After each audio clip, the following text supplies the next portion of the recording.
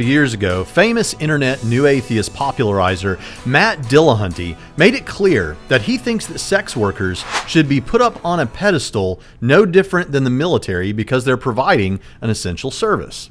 I think sex workers should be put up there on a pedestal in the same way that we do with military because they are performing an essential function. And as long as they're doing it as responsible human beings, where we are considering issues of consent, where we are setting appropriate boundaries, where we're exercising cautionary safe sex, and where we are keeping people from taking other actions that might be worse, that should be applauded. Now, most viewers do not need to be convinced that porn is not a good thing, that its wide acceptance has led to its proliferation, and there are clear connections to sex trafficking, that this is not something that a decent and advanced society should want as part of its culture. It's gross. Not that it isn't pleasurable, nor that human sexuality in its proper context isn't beautiful. But the whole setup of porn is designed around treating individuals who are image bearers of the one true God as essentially meat bags for your own pleasure. And that's not good, even if the image bearer agrees to being seen as a meat bag for your own pleasure. Now, many of you don't believe in God or God's image. Okay, but you still know it's gross. And that culture has just decided, well, but it's so incredibly tempting. Let's just call it good. That's also gross. And I'm extremely confident that even among those who would most ardently defend porn as this sex-positive, healthy, psychologically fine activity, many of you still deep down know that it's gross, unhealthy, and you really shouldn't have anything to do with it. And that you have heard some responses that you know how to give when people challenge porn use doesn't mean you're being honest with yourself about it. But back to Matt, he reasons that sex work is fine and that these people should be put on a pedestal and appreciated no different than the military because they're providing an essential service. And this wasn't the only time Matt has spoken to the issue. When he was debating Ray Comfort on Modern Day Debate, he was asked a question about pornography, and it went like this. All of us do. We drink and equally like water. So we're like moths to a flame when it comes to pornography. I mean, when did you last look at pornography? Today?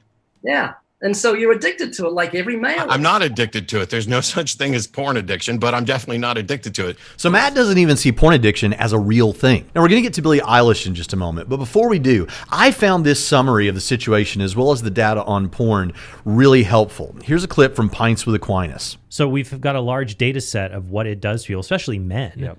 And people are not liking the results, even non-religious people. Kanye West spoke against it. James Hetfield, lead singer of Metallica, narrated an anti-porn documentary. Terry Crews has spoken about his own struggles. Chris Rock, in a stand-up routine, mentioned in a sort of offhand way that porn led to his divorce. Yeah. But in another interview, he said he's getting help and is a lot healthier. So it's almost like as the studies begin to pile higher and higher, we realize we can't keep just pretending that this is a religious issue. Right. know? People see that it really does stuff to your brain. And it's so funny. People want to treat like, oh, sex isn't a big deal. But then when there's a sex scandal, it's like, oh, suddenly it becomes a big deal. We understand that. We used to think, I say we, I mean neuroscientists, that in order for something to be addictive, it had to be a substance that you brought into your body. Nicotine, alcohol, forms of medication. Right. Since neuroscientists started looking into the brain, it's changed how we understand addiction. Mm-hmm. We now know that behaviors can be just as addictive as substances can.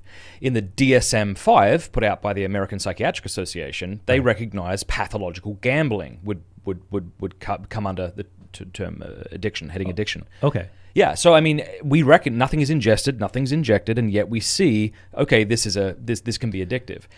Today, as far as I'm aware, we have 56 neurological studies on porn users. Yeah. And every one of them except one, so 55 of the 56 neuroscience-based studies, lend strong support for the addiction model. And what that means is the findings of those studies mirror studies done on substance abuse. But would you agree that drug addiction messes a person's brain up, or could, and that if we were to do, say, an fMRI scan on that brain, that brain would look different to, say, a healthy brain? Right. I think most people would say, sure.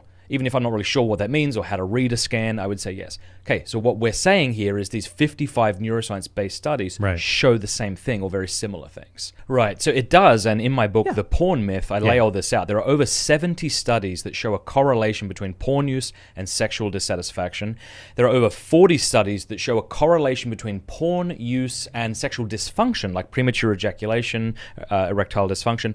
12 of those 40 studies show causation because the one thing that was removed, namely pornography, they removed that and these people regained their sexual functioning. Right. So now we know what a porn-using middle-aged man who defends porn has to say about sex workers, including pornographers and porn actors. But what does a young woman say about her experience growing up watching porn? Was it this incredible blessing? Is it good for culture? Is it good for women, in her opinion? Here's Billie Eilish talking about her time as a porn user and what it did to her. Porn. And how it doesn't make it's as a woman, I think porn is a disgrace. And I used to watch a lot of porn, to be honest. I started watching porn when I was like 11. Wow. And, you know, I didn't understand why it was a bad thing. I thought that's how you learned how to have sex. And I used to be like the person that would like talk about porn all the time. I'd be like, oh, it's so stupid that anybody would think that porn is bad or up, or, you know, I think it's so cool and it's great. And I was an advocate, and I, you know, thought I was one of the guys and would talk about it and think I was really cool for not having a problem with it and not seeing why it was bad. And, you know, I think it really destroyed my brain, and I feel incredibly devastated that I was exposed to so much porn. I think that I had like sleep paralysis and these like almost like night terror / just nightmares because of it. I think that's how they started, because I would just watch abusive, you know, BDSM, and that's what I thought was attractive. And I just didn't, it got to a point where like I couldn't watch anything else, like unless it was violent. I like didn't think it was attractive, and I was a virgin. I had never done anything. It's all about ownership, really. If you're not interested in getting thrown around during sex, if you're not interested in being slapped and being choked, people are like, you're vanilla, you're soft, you're boring in bed, you're not a freak, you're not. It's like, what the? Right. I have to want, and I'm not talking about me, I'm talking about women. Women are like, oh, I have to like being hurt to be thought of as good in bed. So Billie Eilish recounts an experience with porn that she says destroyed her brain. Now, the most obvious response is to say, well, of course, Billie started watching porn at age 11. That's far too young for anybody to be watching porn. But while Billie tells her experience that involves her past, she speaks about the problems of porn in the present. She indicates things like that it leads men to think this is how they're supposed to be. She says, quote, porn is a disgrace. Quote, I'm angry that porn is so loved.